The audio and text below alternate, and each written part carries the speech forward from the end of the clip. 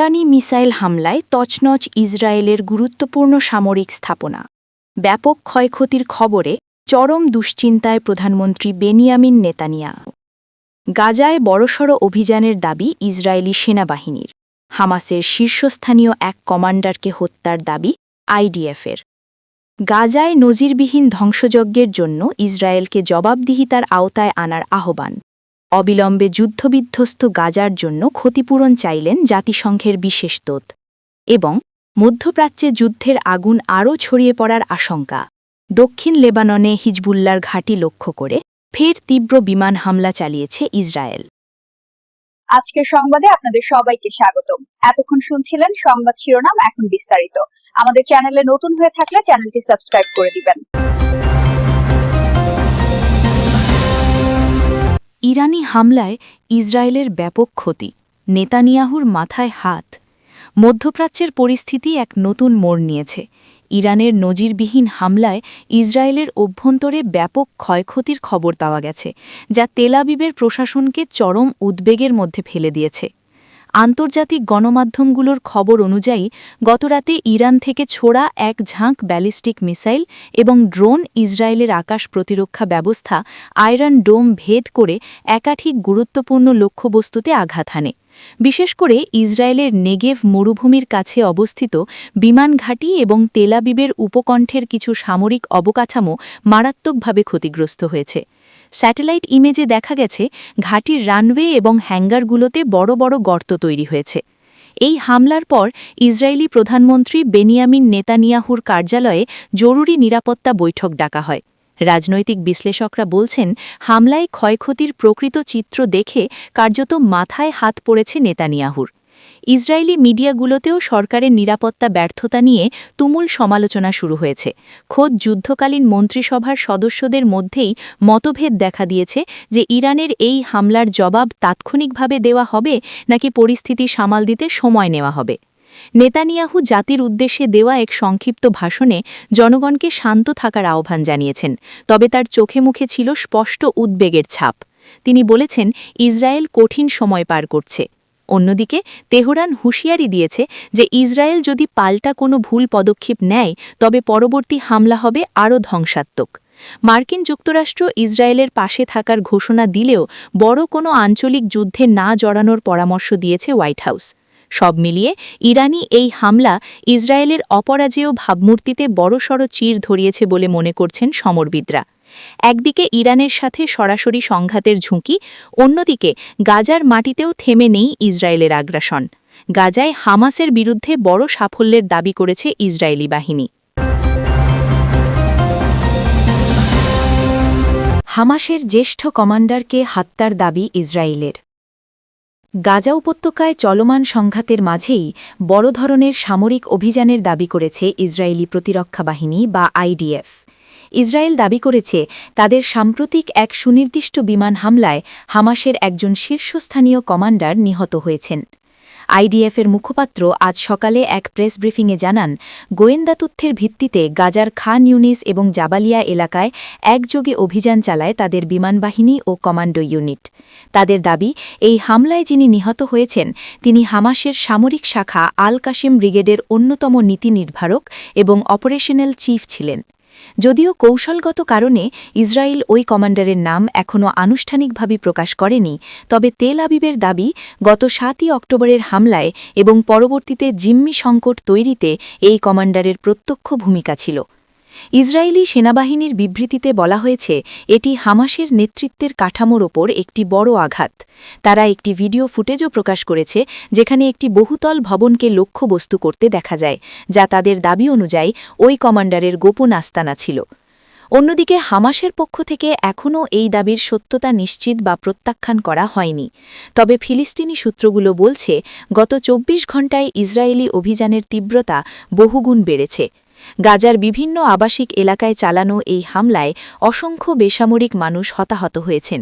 ধ্বংসস্তূপের নিচে এখনও অনেকে আটকা পড়ে আছেন এবং উদ্ধারকর্মীরা সরঞ্জামের অভাবে তাদের কাছে পৌঁছতে পারছেন না। আল শিফা হাসপাতালের চিকিৎসকেরা জানিয়েছেন, আহতদের ভিড়ে হাসপাতালে তিল ধারণের ঠাঁই নেই।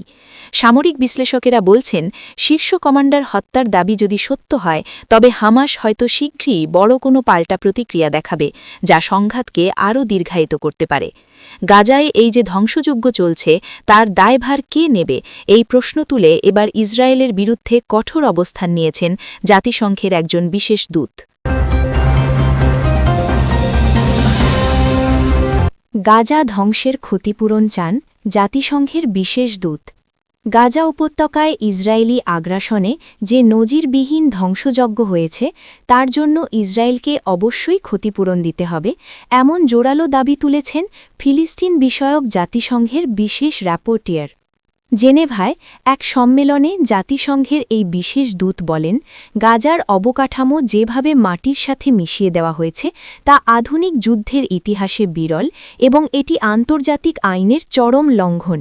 তিনি বলেন, এটি কেবল একটি যুদ্ধ নয়, বরং এটি একটি পুরো জনগোষ্ঠীকে অর্থনৈতিক ও সামাজিকভাবে পঙ্গু করে দেওয়ার পরিকল্পিত প্রক্রিয়া। জাতিসংঘের প্রাথমিক এক সমীক্ষায় দেখা গেছে, গাজার প্রায় ৭০ থেকে ৮০% ঘরবাড়ি বসবাসের অযোগ্য হয়ে পড়েছে।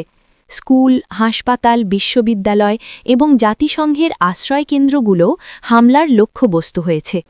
বিশেষ দূত আন্তর্জাতিক আইনের উদ্ধৃতি দিয়ে বলেন, কোনো দখলদার শক্তি যদি অধিকৃত এলাকায় অযৌক্তিক ধ্বংসযজ্ঞ চলায়, তবে তার পুনর্গঠনের সম্পূর্ণ আর্থিক দায়ভার সেই শক্তিকেই নিতে হয়।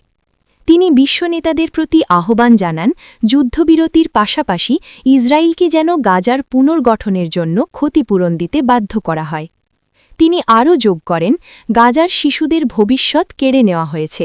যারা বেঁচে আছে তারা ধ্বংসস্তূপের ওপর দাঁড়িয়ে আছে। এই ক্ষতির কোনো পরিমাপ হয় না, কিন্তু আর্থিক ক্ষতিপূরণ এবং পুনর্গঠন ইসরায়েলের আইনি ও নৈতিক বাধ্যবাধকতা।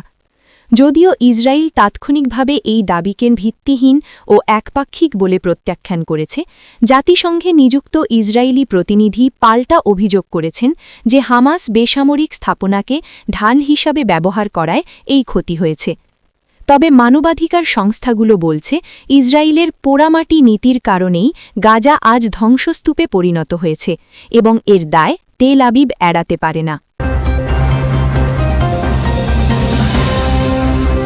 দক্ষিণ লেবাননে ফের ইসরায়েলি হামলা। মধ্যপ্রাচ্যে সংঘাত ছড়িয়ে পড়ার আশঙ্কাকে সত্য প্রমাণ করে দক্ষিণ লেবাননে ফের ব্যাপক বিমান ও আর্টিলারি হামলা চালিয়েছে ইসরায়েল।